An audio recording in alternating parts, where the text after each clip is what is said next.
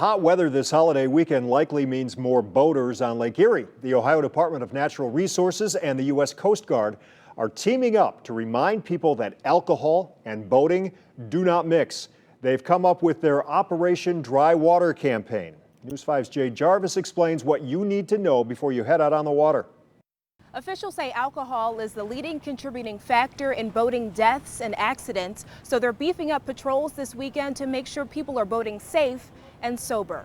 A mix of perfect weather and cabin fever from social distancing means a busy 4th for the Ohio Department of Natural Resources. This could potentially be our biggest weekend. Almost all of our staff is on. So law enforcement agencies are teaming up for Operation Dry Water.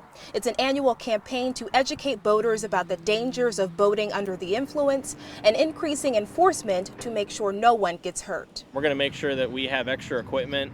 A lot of times on busy weekends like this, people bring the boat out for the one time for the year.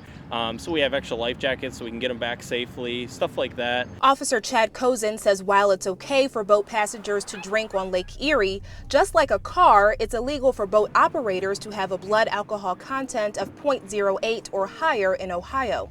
And alcohol can have increased effects while boating. When you're out on the boat, the wind and the waves and the heat actually contributes so that 1 beer on the water is equal to 3 on land when you add in all those additional factors. The U.S. Coast Guard is also increasing patrols. Petty Officer 3rd Class Gregory says the same rules about alcohol apply to people using self-powered vessels like kayaks or paddle boats. You're closer to the water, you're going to be feeling the motion, the muscle fatigue from having to paddle, the heat of the sun, and if you were to add alcohol into that mix, you're going to have impaired judgment, loss of response time, and it could really be dangerous for you. They'll also be making sure boaters are following other safety regulations. If you're out on the boat, well, you don't need to be wearing your life jacket. There does need to be 1 life jacket per person, and the Coast Guard recommends that you wear your life jacket the whole time. ODNR also recommends that every boater has a flow plan, letting someone know where you're going and when you'll be back. If your boat is in distress, call 911,